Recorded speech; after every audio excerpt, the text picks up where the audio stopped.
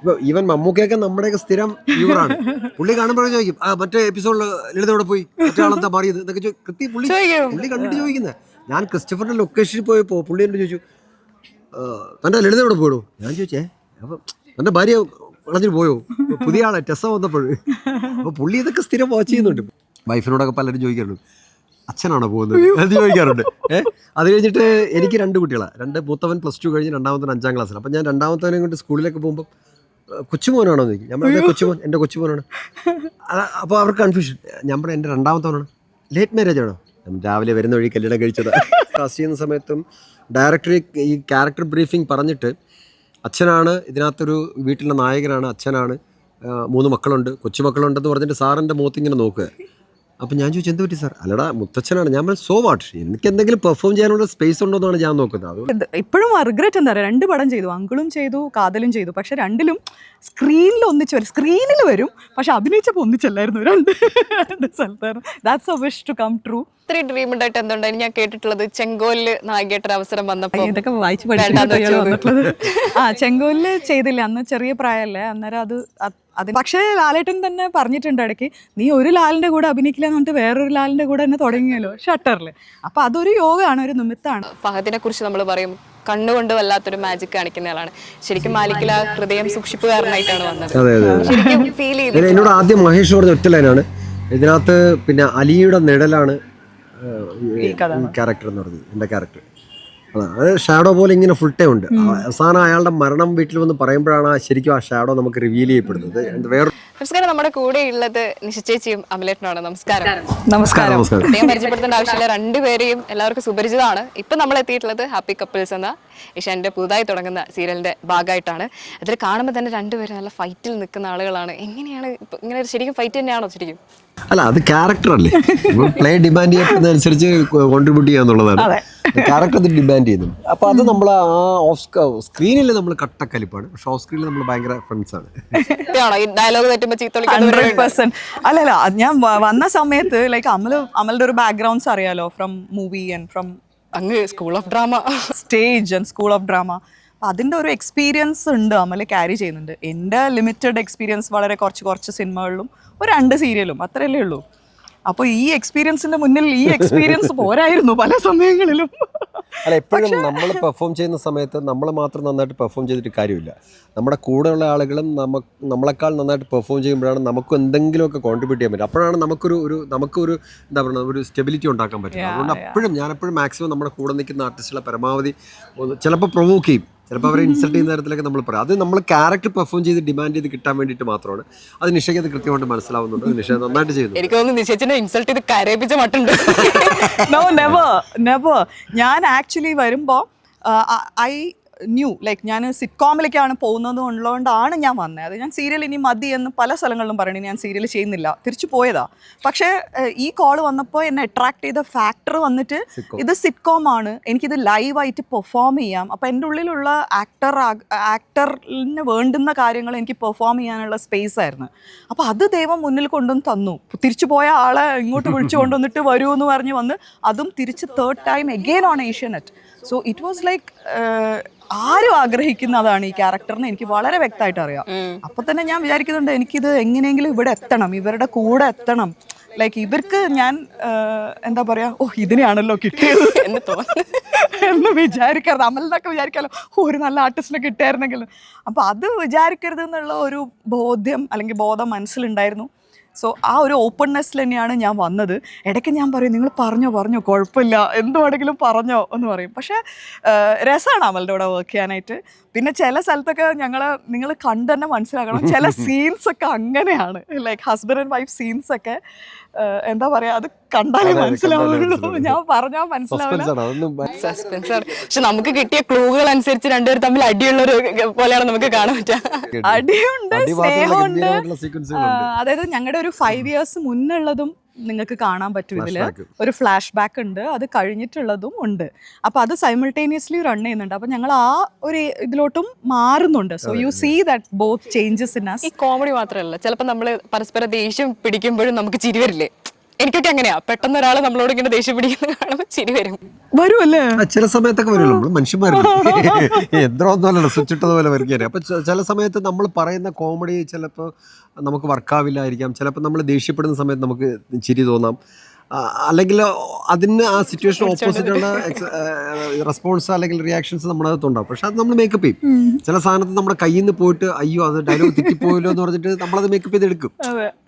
ഇവരൊക്കെ മേക്കപ്പ് ചെയ്യും. എന്നെ സംബന്ധിച്ച് നമുക്ക് തിയേറ്ററിന് ഒരു എക്സ്പീരിയൻസ് വല്ലാണ്ട് ഇതിലൊക്കെ സപ്പോർട്ട് ചെയ്തിട്ടുണ്ട്. കാരണം തിയേറ്റർ എന്ന് പറയുമ്പോൾ നമുക്ക് വല്ലാത്തൊരു സ്പേസ് ഉണ്ടല്ലോ. അപ്പോൾ ആ ഒരു സ്പേസിൽ നിന്നുകൊണ്ട് സിറ്റ്കോമിലേക്ക് വന്നപ്പോൾ നമുക്ക് ഒരുപാട് എന്താ പറയുക നമുക്ക് പെർഫോം ചെയ്യാൻ പറ്റുന്ന ഒരു ആക്ടർ നിലയ്ക്ക് നമുക്ക് കുറച്ചുകൂടെ കോൺഫിഡൻ്റ് ആയിട്ട് വർക്ക് ചെയ്യാൻ പറ്റുന്ന ഒരു സ്പേസ് ഉണ്ട്. അതാണ് ഞാൻ ഈ മറ്റ് സീരിയൽസിനും അല്ലെങ്കിൽ മറ്റിടത്തു നിന്നും വ്യത്യാസം എന്ന് വെച്ച് കഴിഞ്ഞാൽ മറ്റേത് നമ്മളൊരു ചിലപ്പോൾ പലയിടത്ത് പോകുമ്പോൾ നമുക്ക് ഡയലോഗ് പോലും സ്ക്രിപ്റ്റ് പോലും കിട്ടത്തില്ലായിരിക്കും. പക്ഷെ സിറ്റ്കോമിൽ നമുക്ക് സ്ക്രിപ്റ്റ് തന്ന് നമുക്കത് ഇംപ്രവൈസ് ചെയ്യാനും നമുക്ക് ഓരോ മൊമെന്റിലും പെർഫോം ചെയ്ത് റിഹേഴ്സൽ ചെയ്ത് പെർഫോം ചെയ്ത് ഏറ്റവും ബെറ്റർ പെർഫോമൻസ് നമുക്ക് കൊടുക്കാൻ പറ്റും. പിന്നെ ഒരു ആക്ടറിനെ സംബന്ധിച്ച് ഏറ്റവും കൂടുതൽ സിറ്റ്കോമിൽ ചെയ്താണ് ആക്ടറിനെ അങ്ങോട്ട് എന്താ പറയാ പൂന്തി വിളയാടുക. അഴിച്ചു വിട്ട് ക്യാമറ വെച്ചിരിക്കാം 3 എണ്ണം, നിങ്ങൾ എന്ത് വേണമെങ്കിലും ചെയ്തോ എന്നുള്ള പോലെ.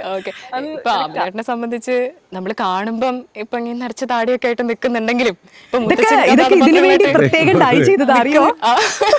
ഈ ക്യാരക്ടർ ആവാൻ നമുക്ക് കുറച്ചാൾക്കാർക്ക് അറിയാമല്ലോ.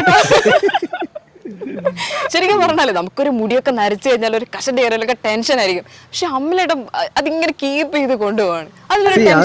എന്താ വെച്ചാൽ നമ്മുടെ തൊഴിൽ ഇതാണ്. ഇപ്പം ഒരു കാർപ്പൻറ്റർ അയാളുടെ ടൂൾസ് ഉപയോഗിച്ച് കൃത്യമായിട്ട് സൂക്ഷിക്കുക എന്ന് പറയുന്ന ഒരു ആക്ടറിന്റെ ടൂൾ എന്ന് പറഞ്ഞാൽ അയാളുടെ ബോഡി മൈൻഡ് വോയിസ് ആണ്. അത് കൃത്യമായി ഞാൻ ഡെയിലി പ്രാക്ടീസ് ചെയ്യുന്നുണ്ട്. യോഗയും മറ്റു കാര്യങ്ങളും ഫിസിക്കലൈസേഷനും വോയിസ് ട്രെയിനിങ്ങും ഒക്കെ കൃത്യമായിട്ട് ചെയ്യും. കാരണം ഇതില്ലെങ്കിൽ നമുക്ക് ഈ പണി ചെയ്യാൻ പറ്റില്ല. ഈ പണിക്ക് പറ്റില്ല എന്ന് പറഞ്ഞു കഴിഞ്ഞാൽ പിന്നെ നമ്മൾ ജീവിച്ചിരുന്നൊരു കാര്യമില്ലല്ലോ.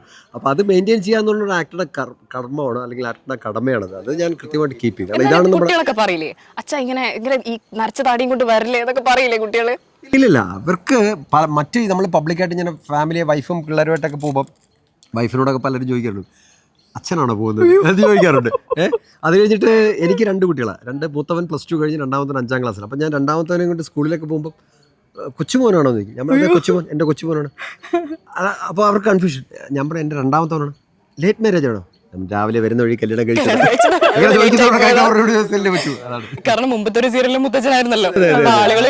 ഞാൻ ഒരിക്കലും അങ്ങനത്തെ ഒരു ഇമേജിനെ കുറിച്ച് ഞാൻ ബോധേഡാണ്. കാരണം ഒരു ആക്ടറിനെ സംബന്ധിച്ച് ഏത് ക്യാരക്ടർ വന്നാലും അതിനകത്ത് പെർഫോം ചെയ്യുക, അതല്ലെങ്കിൽ പിന്നെ അയാൾ ഞാൻ ഇന്ന ടൈപ്പ് ഓഫ് ക്യാരക്ടർ മാത്രമേ ചെയ്യുള്ളൂ, അത് അയാളുടെ ലിമിറ്റേഷൻ ആയിട്ടാണ് ഞാൻ കാണുന്നത്.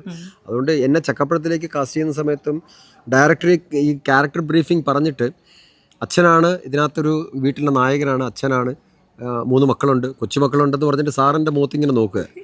അപ്പം ഞാൻ ചോദിച്ചു എന്ത് പറ്റി സാർ? അല്ലടാ മുത്തച്ഛനാണ്. ഞാൻ സോ വാട്ട്, എനിക്ക് എന്തെങ്കിലും പെർഫോം ചെയ്യാനുള്ള സ്പേസ് ഉണ്ടോ എന്നാണ് ഞാൻ നോക്കുന്നത്. അതുകൊണ്ട് ഞാൻ അതിനെക്കുറിച്ച് ഒരിക്കലും ബോധറിക്കാൻ. ഇതിലും മുത്തച്ഛനാണ്. അതെ അതെ, ഇത് മുത്തച്ഛനാണ്. ഇതിൽ ടു കണക്ട് ഈ സെയിം ഒരു ഇതാണ് എനിക്ക് ഫീൽ ചെയ്തത്. ഐ വാസ് ഇപ്പൊ ഹാപ്പി കുമാറിനെ കണ്ടു കഴിഞ്ഞാൽ I think all the same age may be. അപ്പോൾ ഹാപ്പിനെ കണ്ടിടാ ഞാൻ നിന്റെ അമ്മയായിട്ടാണ് അഭിനയിക്കുന്നത്. ലൈക്ക് ഭയങ്കര ദുഃഖത്തോടെയൊക്കെയാണ് അത് പറഞ്ഞത്. പക്ഷെ പെർഫോം ചെയ്യാൻ തുടങ്ങിയപ്പോൾ ഇല്ലേ, ലൈക്ക് നമുക്കത് ഏജോ അല്ലെങ്കിൽ യുനോ ലൈക്ക് ഇത്ര വലിയ കുട്ടികളുടെ അമ്മയായിട്ടാണ് അല്ലെങ്കിൽ യുനോ അങ്ങനെ ഒന്നും എനിക്കറിയില്ല. എനിക്കിത് വന്ന് ചെയ്യാൻ തുടങ്ങിയപ്പം ഇതുവരെ എനിക്ക് അങ്ങനെ ഫീൽ ചെയ്തിട്ടില്ല. പക്ഷേ ഈ ക്യാരക്ടർ പറഞ്ഞപ്പോൾ എന്നെ ഹുക്ക് ചെയ്ത ഫാക്ടർ ഇവരൊരു പഞ്ചായത്ത് പ്രസിഡൻ്റാണ്. അപ്പോൾ എനിക്കൊരു 2 വേർഷൻ ഗെയിം ഉണ്ട്. അതായത് വീട്ടിലുള്ള പ്രശ്നങ്ങളുണ്ട്, പഞ്ചായത്തിലും പ്രശ്നങ്ങളുണ്ട്. ഇയാൾ എക്സ് മെമ്പറാണ്, ഇയാളും പഞ്ചായത്തിൽ പ്രശ്നം ഉണ്ടാക്കും, വീട്ടിലും പ്രശ്നം ഉണ്ടാക്കും, പഞ്ചായത്തിലും പ്രശ്നം ഉണ്ടാക്കും. സോ ആ ഒരു സാധനമുണ്ട്, ഒരു 2 ഡയമെൻഷൻ ഉണ്ട് ഈ ക്യാരക്ടറിന്. സോ ആക്ച്വലി എൻജോയ് ആണ്. ഞങ്ങൾ ഒരു 5 മാസമായില്ലേ ഏപ്രിലിൽ തുടങ്ങിയതാ വർക്ക് ചെയ്യാനായിട്ട്. തുടങ്ങിയിട്ട് 5 മാസമായി. പിന്നെ ഏറ്റവും പറയാവുന്ന ഒരു കാര്യം എന്ന് വെച്ച് കഴിഞ്ഞാൽ ഇവിടെ ഈ ഫാമിലിക്കകത്ത് എല്ലാവരും തമ്മിൽ നല്ല റാപ്പോർട്ടാണ്. ഇവിടെ നമ്മളൊരു സെറ്റിലോ ഒക്കെ പോയി കഴിഞ്ഞാൽ അവർ വരിക, അവിടെ പെർഫോം ചെയ്യുക, അവരുടെ സ്പേസിൽ പോയിരിക്കുക. പക്ഷെ ഇവിടെ അങ്ങനെ ഇരിക്കുന്ന ആരുമില്ല. അങ്ങനെ ഇരുന്ന് കഴിഞ്ഞാൽ നമുക്ക് ജെല്ലാവില്ല. നമ്മൾ തമ്മിൽ വളരെ എന്ത് പ്രശ്നമുണ്ടെങ്കിൽ ഭയങ്കരമായിട്ട് ഓപ്പണായിട്ട് സംസാരിച്ച് വളരെ ഫ്രീ ആയി നിന്നാലേ നമുക്ക് ഫേസ് ടു ഫേസ് കണ്ടു നോക്കി പെർഫോം ചെയ്യാൻ പറ്റുള്ളൂ. ആക്ടിങ് എന്ന് പറയുന്നത് ഗിവൺ ടേക്കാണ്. ഞാൻ എന്താണോ കൊടുക്കുന്നത് അതിങ്ങോട്ട് തന്നാലാണ് എനിക്ക് ബൗൺസ് ചെയ്യാൻ പറ്റുന്നത്, അവിടെയും ബൗൺസ് ചെയ്യാൻ പറ്റുന്നത്. അപ്പോൾ ആ ഒരു ജെല്ല് നമ്മുടെ എല്ലാ മെമ്പേഴ്സും തമ്മിലുണ്ട്. പിന്നെ നമ്മൾ ഒരു സീൻ എടുക്കുമ്പോൾ തന്നെ എല്ലാവരും നിൽക്കും. എല്ലാവരും ഇപ്പോൾ നമുക്ക് സീനില്ലെങ്കിൽ പോലും നമ്മളവിടെ പോയി നിന്നിട്ട്, ഞാനിപ്പോൾ ഇൻ്റർവ്യൂവിന് പോയി കണ്ടതുപോലെ അവിടെ പോയി അവരെന്താണ് പെർഫോം ചെയ്യുന്നത് അവരുടേത് ഓക്കെയാണ്. അപ്പോൾ നമുക്ക് ചിലപ്പോൾ എന്തെങ്കിലും സജഷൻസ് തോന്നും. അപ്പോൾ ഞാൻ ഡയറക്ടറോട് പറയുമ്പോൾ അത് കൊള്ളാം, അത് ഓക്കെ. അപ്പോൾ അത് ഡയറക്ടർ അത് അക്സെപ്റ്റ് ചെയ്യുന്നുണ്ട്. അപ്പം നല്ലത് ഏറ്റവും നല്ല ഒരു പ്രസന്റേഷൻ ആണല്ലോ പുറത്തേക്ക് വരേണ്ടത്. അത് മാക്സിമം ഒരു ടീം, ഇതൊരു ടീം വർക്കാണ്. ടീം വർക്കിന്റെ ഒരു സക്സസ് ആണ് ഇതിനകത്ത് ഏറ്റവും നമുക്ക് സ്മൂത്തായിട്ട് മുന്നോട്ട് പോകാൻ പറ്റുന്നത്. ഇതിലിപ്പോ ചെറിയ കുട്ടികളും ഉണ്ട്. അതെ അതെ, അവരൊക്കെ ചില സമയത്ത് ഇടുന്ന ഓരോ counters like what even actors മാത്രമല്ല, നമ്മുടെ ക്രൂ മെമ്പേഴ്സ്, ഇപ്പൊ ഈവൻ ക്യാമറ നമ്മുടെ കൺട്രോളർ ആയാലും അവരൊക്കെ വാച്ച് ചെയ്യുന്ന സമയത്ത് അവർക്ക് ചില കൗണ്ടർ തോന്നുമ്പോൾ ചേട്ടാ അത് മറ്റേ സാധനം ഇത് പറയും, അല്ലെങ്കിൽ ചേച്ചി അത് പറയും എന്ന് പറയുമ്പോൾ നമ്മളത് ഡയറക്ടറോട് കൺസൾട്ട് ചെയ്യും. സാർ അത് പറഞ്ഞാൽ ഓക്കെയാണ്. അപ്പൊ ചിലത് ഡയറക്ടർ കൊള്ളാം പക്ഷെ ഇവിടെ വേണ്ട, മിക്കവാറും ചിലത് പറയാം അത് കൊള്ളാം സൂപ്പർ. അപ്പൊ അതൊക്കെ നമ്മൾ അതാണ് ഞാൻ പറഞ്ഞത്, ഒരു ടീം വർക്കാണ്. ആ ടീം വർക്കിന്റെ ഒരു ഇതാണ് നമുക്ക് ഇതിനകത്ത്. ഏതെങ്കിലും സിനിമയിലൊക്കെ ഉപയോഗിച്ചിട്ടുള്ള ഡയലോഗുകൾ അറിയാണ്ട് നമ്മുടെ അടുത്ത് നിന്ന് വന്നു പോകും, അങ്ങനത്തെ വന്നിട്ടുണ്ട്. ഈ ബാഹുലേൻ ഒരു മെമ്പർ ആണല്ലോ. അപ്പോൾ ബാഹുലേൻ്റെ സ്ഥാനം പോകുന്ന സമയത്ത് ബാഹുലേൻ കണക്റ്റഡ് ടു മറ്റേ എന്താണ് മറ്റേ ലൂസിഫറിലെ മറ്റേ ക്യാരക്ടറുള്ള എന്താണ് CPO പറഞ്ഞോ, ടൊവിനോയുടെ പപ്പയുടെ ക്യാരക്ടർ. അപ്പോൾ ഇത് കണക്ട് ചെയ്യും. രാംദാസ് ഈ ബാഹുലേൻ അങ്ങനെ പോകാൻ വന്നവനല്ല എന്ന് പറയുന്ന ആ ഡയലോഗ് നമ്മളിവിടെ അതേ മൂഡിൽ നമ്മൾ കൊടുക്കും. ആൾക്കാർക്ക് പെട്ടെന്ന് കണക്ട് ചെയ്യുമല്ലോ ചില ഹിറ്റായിട്ടുള്ള ചില ഡയലോഗുകൾ, പാട്ടുകൾ, അങ്ങനെ പല സീക്വൻസുകൾ നമ്മൾ ഇതിനകത്ത് ഉപയോഗിച്ചിട്ടുണ്ട്. അത് ഓഡിയൻസിനെ പെട്ടെന്ന് നമുക്ക് ക്യാച്ച് ചെയ്യാൻ വേണ്ടിയിട്ടാണ് നമ്മൾ ആ ടിപ്സ് ഉപയോഗിക്കുന്നത്. ഓക്കെ, നിഷേധിനെ സംബന്ധിച്ച് മോഹൻലാലിന്റെ കൂടെയും മമ്മൂക്കയുടെ കൂടെയൊക്കെ വോയിസ് ഓവർ ചെയ്തിട്ടുണ്ടെന്ന് വർക്ക് ചെയ്തിട്ടുണ്ട്, എല്ലാവരുടെ കൂടെയും വർക്ക് ചെയ്തിട്ടുണ്ട്. അതിന്റെ ഒരു ഭയങ്കര എക്സ്പീരിയൻസ് ഉണ്ട്. ഇപ്പം വോയിസിലാണെങ്കിൽ ലാലേട്ടന്റെ കൂടെ കുറേ വർഷം വർക്ക് ചെയ്തിട്ടുണ്ട്, അഭിനയിച്ചു. മുക്കയുടെ കൂടെ. പക്ഷെ ഇപ്പോഴും റിഗ്രറ്റ് എന്താ പറയുക, 2 പടം ചെയ്തു, അങ്കിളും ചെയ്തു കാതലും ചെയ്തു. പക്ഷെ രണ്ടിലും സ്ക്രീനിൽ ഒന്നിച്ച് വരും, സ്ക്രീനിൽ വരും പക്ഷെ അഭിനയിച്ചപ്പോൾ ഒന്നിച്ചല്ലായിരുന്നു. രണ്ട് സ്ഥലത്തായിരുന്നു. That's a wish to come true. അത് വലിയൊരു ഡ്രീമാണ് മമ്മൂക്ക എന്നുള്ളൊരു ഡ്രീമാണ്. ഇത്രയും ഡ്രീം ഉണ്ടായിട്ട് എന്തുണ്ടായി? ഞാൻ കേട്ടിട്ടുള്ളത് ചെങ്കോലില് നായികയായിട്ടൊരു അവസരം വന്നപ്പോൾ ഇതൊക്കെ വായിച്ചു പഠിച്ചിട്ടുള്ളത്. ചെങ്കോലില് ചെയ്തില്ല, അന്ന് ചെറിയ പ്രായമല്ലേ. അന്നേരം അതിനെ ഈ രീതിയിൽ ഹാൻഡിൽ ചെയ്യാനുള്ള ഒരു പക്വതയൊന്നും എനിക്ക് ഉണ്ടായിരുന്നില്ല.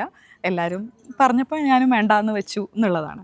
പക്ഷെ അതിനെ ഞാൻ ഒരിക്കലും റിഗ്രറ്റ് ചെയ്യുന്നില്ല. ഇപ്പം എല്ലാം സെറ്റിലായിട്ട് വന്ന് നിന്ന് ഞാൻ ഇത് ചെയ്യുമ്പോൾ എനിക്ക് സമയമുണ്ട് ദാസ. പക്ഷേ ലാലേട്ടൻ തന്നെ പറഞ്ഞിട്ടുണ്ട് ഇടയ്ക്ക്, നീ ഒരു ലാലിൻ്റെ കൂടെ അഭിനയിക്കില്ല എന്ന് പറഞ്ഞിട്ട് വേറൊരു ലാലിൻ്റെ കൂടെ തന്നെ തുടങ്ങിയല്ലോ ഷട്ടറിൽ.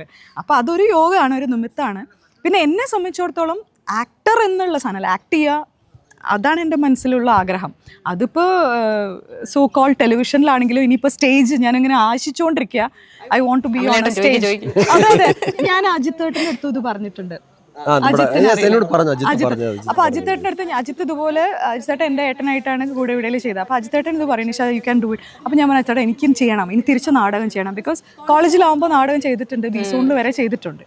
So that dream is there. That dream is there. പ്രേമലേഖനം അഭിനയിച്ച് അതെ. ഇപ്പൊ എന്റെ ഭാഗ്യം എന്ന് വെച്ചാൽ ഞാൻ ഓരോ സെറ്റിൽ പോകുമ്പോൾ എനിക്ക് കഴിഞ്ഞതിലാണെങ്കിൽ ദേവേന്ദ്രനാഥ് ഉണ്ടായിരുന്നു, മഞ്ജുളൻ ഉണ്ടായിരുന്നു, ഇതിലും ഇയാളുണ്ട്. എല്ലാ സെറ്റിലും I get somebody who I can learn from, who I look forward and they support me also. അതൊരു വലിയ കാര്യമല്ലേ. അപ്പൊ ഐ എം ബ്ലെസ്ഡ്. എന്നെ സംബന്ധിച്ച് ഞാൻ ഇവിടെ വായിച്ചിട്ടുണ്ട്, താടി കൊണ്ട് നമുക്ക് സിനിമയിൽ അവസരങ്ങൾ വന്നിട്ടുണ്ട്. ഞാൻ ആക്ച്വലി ആദ്യം ഒരു ക്യാരക്ടറിലേക്ക് വരുന്നത് മാലിക്കിൽ. പക്ഷേ കോവിഡിന് മുമ്പാണ് മാലിക് ചെയ്ത്. അതിൽ പക്ഷേ 4 ഗെറ്റപ്പിലാണ്. ഫസ്റ്റ് എൻ്റെ താടി വലിയൊരു 60 വയസ്സായിട്ടുള്ള വലിയ താടിയും ഒക്കെ ആയിട്ട്. പിന്നെ അവിടെ നിന്ന് റിവേഴ്സ് ഷൂട്ടാണ്, ചെറുപ്പക്കാരനായിട്ട് അങ്ങനെ. അത് കഴിഞ്ഞ് വരുന്ന പ്രൊജക്റ്റാണ് ചക്കപ്പഴം. പക്ഷേ ചക്കപ്പഴമാണ് ആദ്യം ലോഞ്ചായത്. ചക്കപ്പഴം ലോഞ്ചായപ്പോൾ ഞാൻ എന്ന് പറഞ്ഞങ്ങ് പോയി, ഭയങ്കര റീച്ചായിരുന്നു. അത് മാലിക്കിനും ഭയങ്കര സപ്പോർട്ട് ചെയ്തു. പക്ഷേ പിന്നെ ഞാൻ ചക്കപ്പഴത്തിനകത്തായതുകൊണ്ട് എനിക്ക് കുറേ പടങ്ങൾ മിസ്സായി, ഒരുപാട് പടങ്ങൾ മിസ്സായിപ്പോയി. പക്ഷേ എനിക്ക് അതിനകത്ത് പ്രശ്നമൊന്നുമില്ല, നമുക്കുള്ളതുപോലെ നമുക്ക് വരും. നമ്മുടെ ചോറിലുള്ള ഇതേവിടെ എഴുതി വെച്ചിട്ടുണ്ട്. പിന്നെ ഇപ്പോൾ റീസെൻ്റ്ലി കുറേ മൂവീസ് ഇപ്പോൾ ക്രിസ്റ്റഫർ ചെയ്തു, മമ്മൂക്കരോട് ഈ പറഞ്ഞ പോലെ മമ്മൂക്കരോട് ചെയ്തു. ഹൃദയപൂർവ്വത്തിൽ ലാലേട്ടനുള്ള കോമ്പിനേഷൻ ഇല്ല. പക്ഷെ ഞാൻ പിന്നീട് ഒരു അവസരത്തിൽ അദ്ദേഹത്തെ കണ്ടപ്പോഴൊക്കെ പറയാം. പക്ഷെ മാലിക്കില് ഏതൊക്കെ ഒരു ചില സ്ഥലത്തെ എനിക്ക് ചേട്ടനെന്ന് പെട്ടെന്ന് മനസ്സിലായില്ല. പോയി കറപ്പിച്ചപ്പോഴേ എനിക്ക് ആളെ പെട്ടെന്ന് മനസ്സിലായില്ല. എന്നെ സംബന്ധിച്ച് ലുക്ക് ചേഞ്ചസ് ഭയങ്കരമായിട്ട് പെട്ടെന്ന് ചെയ്യാൻ പറ്റും ആൾക്കാർക്ക്. ഞാൻ ചെയ്തിരിക്കുന്ന സീരിയൽസ് ആയാലും പ്ലേകളായാലും എൻ്റെ ഡിഫറെന്റ്. ഇതാണോ അയാളോ? ഇപ്പൊ ലീസ്റ്റ് ഇപ്പൊ വന്നിരിക്കുന്ന പെരുമാനിയിലെ വേറൊരു ലുക്കാണ്, ഫുൾ ബാൾഡ് ഹെഡ് വേറൊരു ലുക്കാണ്, ഹൃദയപൂർവ്വത്തിൽ വേറെ ലുക്കാണ്. അപ്പൊ ഇത് രണ്ടും ഒരാളാണോ എന്നുള്ള കൺഫ്യൂഷൻ ആൾക്കാർക്കുണ്ട്. അത് എനിക്ക് ഭയങ്കര ഒരു ബ്ലെസ്സിങ് ആയിട്ടാണ് എനിക്ക് തോന്നിയിട്ടുള്ളത്. ഈ സിനിമ എല്ലാവർക്കും ഡ്രീം തന്നെയാണ്, എല്ലാവർക്കും സിനിമയിലെത്താൻ വേണ്ടിയുള്ള ഒരു ഓട്ടാണ്. പക്ഷെ എന്നെ സംബന്ധിച്ചിടത്തോളം ഞാൻ സിനിമയിലെത്താൻ വേണ്ടിയിട്ട് ഓടുന്നില്ല. പക്ഷെ വന്ന സിനിമയൊക്കെയും എന്നോട് പലരും കൂടെ ഇവിടെ ചെയ്തപ്പോൾ അമല എന്നോട് ചോദിച്ചാൽ റാണിയമ്മയ്ക്ക് ഒരു സിനിമയിൽ അഭിനയിച്ചൂടെ എന്നാണ് ചോദിച്ചത്. അപ്പോൾ നിങ്ങൾ എൻ്റെ സിനിമ ഒന്നും കണ്ടിട്ടില്ല. ഐ എം സോ അപ്പോൾ ഞാൻ പറയും ഒരു ഡെക്കേഡായിട്ട് ഞാൻ ഈ ഇൻഡസ്ട്രിയിലുണ്ട്, ഇത്രയും സിനിമയും ചെയ്തിട്ടുണ്ട്, പക്ഷേ കൂടെ ഇവിടെ വരേണ്ടി വന്നു. ഞാൻ ഒരു ആക്ടർ ആണെന്ന് ആൾക്കാർക്ക് അറിയാൻ. So it is A destiny. So I am really enjoying it. അതിപ്പോൾ ടെലിവിഷനിലാണെങ്കിലും സിനിമയിലാണെങ്കിലും എവിടെയാണെങ്കിലും. ഇപ്പോൾ ഞാൻ അതിൽ കേട്ടിട്ടുള്ള ഒരു കാര്യം, നമ്മളിപ്പോൾ പറയുമ്പോൾ ഫഹദിനെ കുറിച്ച് നമ്മൾ പറയും കണ്ണുകൊണ്ട് വല്ലാത്തൊരു മാജിക് കാണിക്കുന്ന ആളാണ്. ശരിക്കും മാലിക്കിൽ ആ ഹൃദയം സൂക്ഷിപ്പുകാരനായിട്ടാണ് വന്നത്. ശരിക്കും ഫീൽ ചെയ്തു. എന്നോട് ആദ്യം മഹേഷ് പറഞ്ഞ ഒറ്റ ലൈനാണ് ഇതിനകത്ത്, പിന്നെ അലിയുടെ നിഴലാണ് ക്യാരക്ടർ എന്ന് പറഞ്ഞത്, എൻ്റെ ക്യാരക്ടർ. അത് ഷാഡോ പോലെ ഇങ്ങനെ ഫുൾ ടൈം ഉണ്ട്. അവസാനം അയാളുടെ മരണം വീട്ടിൽ വന്ന് പറയുമ്പോഴാണ് ശരിക്കും ആ ഷാഡോ നമുക്ക് റിവീൽ ചെയ്യപ്പെടുന്നത്. വേറൊരു സെൻസ് ഓഫ് പോയിന്റിൽ ഈ പ്രേമലേഖനമൊക്കെ ഇങ്ങനെ കണ്ടിന്യൂസ് ആയിട്ട് വൈഫിന്റെ കൂടെ ചെയ്തുകൊണ്ടിരിക്കുന്ന സമയങ്ങളുണ്ടല്ലോ, ഈ സ്റ്റേജുകൾ ഇങ്ങനെ മാറി മാറി എനിക്ക് തോന്നുന്നു അത്രയും കാലം ഓടിയ നാടകം കൂടിയായിരുന്നു അത്, എത്രയോ സ്റ്റേജുകളിൽ. ശരിക്കും വൈഫായതുകൊണ്ടാണ് അങ്ങനെ ഒരു കോംബോ നിങ്ങൾക്ക് പെട്ടെന്ന് അങ്ങനെയും ചേർന്ന് ചെയ്യാൻ പറ്റിയത്? അല്ല, അങ്ങനെ വൈഫായതുകൊണ്ട് മാത്രമല്ല, വൈഫായതിലുള്ള ഏറ്റവും വലിയ കംഫർട്ട് എന്നുകൊണ്ട് നമുക്കൊരു ഫാമിലി ട്രിപ്പ് പോലെ പോകാം. നമുക്ക് ഫാമിലി പിള്ളേരുമായിട്ട് നമ്മൾ ഈ പറയുന്ന പോലെ ഹണിമൂൺ എന്ന് പറയുന്നത് അല്ലെങ്കിൽ എവിടെയെങ്കിലും പോകുന്നത് നമുക്ക് നാടകം കളിക്കാൻ പോകുമ്പോഴുണ്ടാകും. പിന്നെ രണ്ട് വൈഫും കൂടെ ആണ് ഒരുമിച്ച് പോകുന്നത് കൊണ്ട് പ്ലേ ഉള്ള ദിവസം നമ്മൾ ഭയങ്കര ഹാപ്പി ആയിരിക്കും. കാരണം ഇതുവരെ പ്ലേ കളിക്കാനുണ്ട്. അപ്പോൾ പിള്ളേരൊക്കെ ഇടയ്ക്ക് തമാശ, ഇന്ന് നാടകം കൊണ്ട് ചുമ്മാല്ല പപ്പയ്ക്ക് ഇത്ര സ്നേഹം. അപ്പോൾ അങ്ങനെയാണ്. മോർ ദാൻ ഞങ്ങളൊരു 2000 സ്റ്റേജസ് കംപ്ലീറ്റ് കഴിഞ്ഞു. ഞങ്ങളിപ്പോൾ റീസെൻ്റ്ലി ഇപ്പോൾ കഴിഞ്ഞ മാസം കളിച്ചത് അന്തിക്കാടാണ്. സത്യം സാറൊക്കെ കാണാനുണ്ടായിരുന്നു. അപ്പോൾ സാറിനൊക്കെ ഭയങ്കര ത്രില്ലടിച്ചു പോയി. സാറിന് കഴിഞ്ഞ് ഭയങ്കര ഇതായിട്ട് പറഞ്ഞു. അത് ഈ കളിച്ചുണ്ടാകുന്നൊരു എക്സ്പീരിയൻസ് ഉണ്ടല്ലോ. അപ്പം മോനും അതിനകത്ത് അഭിനയിക്കുന്നുണ്ട്, ചെറിയ കുട്ടിയും കൂടെ. അപ്പോൾ അതൊരു ഭയങ്കര തിയേറ്ററിൽ ഉണ്ടാകുന്ന, കാരണം തിയേറ്റർ നമ്മൾ ലൈവ് പെർഫോമൻസ് ആണ്. നമ്മൾ എന്താണോ പെർഫോം ചെയ്യുന്നത് അപ്പോൾ ഓഡിയൻസിൻ്റെ റെസ്പോൺസ് നമുക്ക് കിട്ടും. അപ്പോൾ സ്വാഭാവികമായിട്ടും നമ്മളൊരു ഡയലോഗ് അടിക്കുമ്പോൾ അതവിടെ ആൾക്കാർ ക്യാച്ച് ചെയ്യുന്നു പറയുമ്പോൾ നമുക്കത് ഇമ്പ്രവൈസ് ചെയ്യാൻ പറ്റും. അത് നമുക്ക് പിന്നീടുള്ള നമ്മുടെ മറ്റു വർക്കുകളിലേക്ക് ഭയങ്കരമായിട്ട് നമുക്ക് സപ്പോർട്ട് തരുന്നുണ്ട്. അപ്പോൾ അത് നമുക്ക് ഭയങ്കര ഒരു ത്രില്ലാണ്. ഇതൊക്കെ എന്ന് പറഞ്ഞാൽ നമുക്ക് പിന്നീട് അത് ഷൂട്ട് ചെയ്ത് എഡിറ്റ് ചെയ്ത് മ്യൂസിക് ചെയ്ത് ഒക്കെ വരുമ്പോഴാണ് നമുക്കത് അറിയാൻ പറ്റും. പക്ഷേ തിയേറ്ററിൽ അങ്ങനെയല്ലല്ലോ, ലൈവിൽ പോകുന്നതാണ്. അപ്പം നമുക്കതിങ്ങനെ, അപ്പോൾ ചില ഡയലോഗ് അടിക്കുമ്പോൾ ആൾക്കാർ ക്യാച്ച് ചെയ്യുന്നില്ല എന്ന് പറയുമ്പോൾ നമ്മളൊന്ന് കുറച്ചൊരു പിടിപ്പിക്കാൻ വേണ്ടിയിട്ട് കുറച്ച് കയറ്റി പിടിക്കാറുണ്ട്. അത് സ്വാഭാവിക സ്റ്റേജ് പെർഫോമൻസ് അങ്ങനെയാണല്ലോ. എന്തായാലും സീരിയൽ മുന്നോട്ട് പോയിക്കൊണ്ടിരിക്കുമ്പോൾ ഇപ്പോൾ സീരിയലുകളൊക്കെ മാറി വരുന്നൊരു സമയമാണ് അല്ലേ? നമ്മൾ പണ്ട് കണ്ട കണ്ണീർ കഥകളൊന്നും അല്ലാതെ സീരിയലുകൾ മാറി വരുന്നു. ഏറ്റവും നല്ല ചേട്ടൻ തന്നെ അഭിനയിച്ചിട്ടുള്ള സീരിയൽ വെച്ച് നോക്കുമ്പോൾ ഇങ്ങനെയുള്ള സീരിയലുകൾ വരുമ്പോൾ അത് എത്രത്തോളം പ്രേക്ഷകർ അംഗീകരിക്കുന്നതായിട്ടാണ് ചേട്ടന് ഫീൽ ചെയ്തിട്ടുള്ളത്? എനിക്ക് പേഴ്സണലി ഫീൽ ചെയ്തെന്ന് വെച്ചാൽ, ഞാൻ ആദ്യം ഏഷ്യാനെറ്റ് വിടുന്നത് തമ്പി സാറിൻ്റെ ദാമ്പത്യ ഗീതങ്ങൾ. സാറാണ് എൻ്റെ ഫസ്റ്റ് ഇൻട്രൊഡ്യൂസ് ചെയ്യുന്നത്. ഞാൻ തിയേറ്റർ ഡ്രാമ എന്നൊക്കെ പറഞ്ഞിങ്ങനെ വന്നപ്പോൾ സാറ് എൻ്റെ ഒരു പ്ലേ കണ്ടിട്ട്, ഞാൻ KPSCയിൽ ചെയ്തൊരു പ്ലേ കണ്ടിട്ടാണ് സാർ എന്നെ വിളിച്ചത്. നിങ്ങൾ തിയേറ്ററിൽ മാത്രം നിന്നാൽ പോരാന്ന് പറഞ്ഞു ശ്രീകുമാരൻ തമ്പി സാർ എന്നെ ഇൻട്രൊഡ്യൂസ് ചെയ്തു. സാറ് ഭയങ്കര സപ്പോർട്ടായിരുന്നു, എന്നെ കൂടെ നിർത്തി ഭയങ്കര കെയർ ചെയ്ത്. പിന്നെ അത് കഴിഞ്ഞ് കുറേ വർഷത്തിന് ശേഷമാണ് ഞാൻ നീലക്കുയിൽ എന്ന് പറഞ്ഞാൽ ഏഷ്യാനെറ്റിൽ തന്നെ, അതിനകത്തൊരു നല്ല ക്യാരക്ടറായിരുന്നു, മാസി എന്ന് പറഞ്ഞ ക്യാരക്ടർ, ഭയങ്കര ബോൾഡായിട്ടുള്ള ക്യാരക്ടർ. അത് ഭയങ്കര സക്സസ് ആയിരുന്നു. പക്ഷേ ഇപ്പോൾ റീസെൻ്റ്ലി ഒരു മൊത്തത്തിൽ സീരിയൽസിൽ മാത്രമല്ല സിനിമയായാലും ആളുകളുടെ ഒരു ആറ്റിറ്റ്യൂഡിലും ടെക്നോളജിയൊക്കെ ഒരുപാട് മാറിക്കഴിഞ്ഞു. അപ്പോൾ ഒബ്വിയസ്ലി നമ്മുടെ ലൈഫിലുണ്ടാകുന്ന എല്ലാ മാറ്റങ്ങളും, എല്ലാ ടെക്നോളജിയിലുണ്ടാകുന്ന മാറ്റങ്ങളും സ്വാഭാവികമായി സീരിയൽ മേഖലയിലുണ്ടാകും.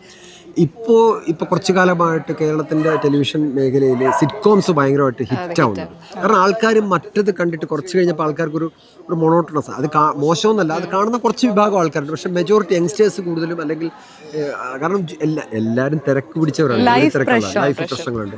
അപ്പോൾ ഈ നമ്മുടെ ലൈഫിൻ്റെ ഒരുപാട് പ്രശ്നങ്ങൾക്കിടയിൽ നമ്മൾ പോയിട്ട് വേറൊരു കുടുംബത്തിൻ്റെ പെട്ടെങ്കിൽ എന്തിനാ പോലെ ഇതൊക്കെ അങ്ങനെ ഡയറക്റ്റ്ലി ചോദിക്കുന്നുണ്ട്. അപ്പോൾ അതുകൊണ്ട് സിറ്റ്കോംസ് ഭയങ്കര അക്സെപ്റ്റൻസ് ആയിക്കൊണ്ടിരിക്കുകയാണ്. ഒരുപാട് ചാനൽസ് ഇപ്പോൾ ചക്കപ്പഴമൊക്കെ തന്നെ 2 സീസൺ ഓൾമോസ്റ്റ് ഒരു 900 എപ്പിസോഡ് വരെ ഭയങ്കര സക്സസ്ഫുള്ളി പോകുന്നുണ്ട്. ഇപ്പോഴും പല സീരിയൽസും അങ്ങനെ പോകുന്നുണ്ട്. അപ്പോൾ അതുകൊണ്ട് സിറ്റ്കോംസിനൊക്കെ ഇപ്പോൾ നല്ല ഒരു ടൈമാണ്. പിന്നെ സ്വാഭാവിക ഇപ്പോൾ ഇറങ്ങുന്ന സിനിമകൾ പോലും അത്രയും വളരെ റിയലിസ്റ്റിക് നാച്ചുറൽ സാധനങ്ങളാണ്.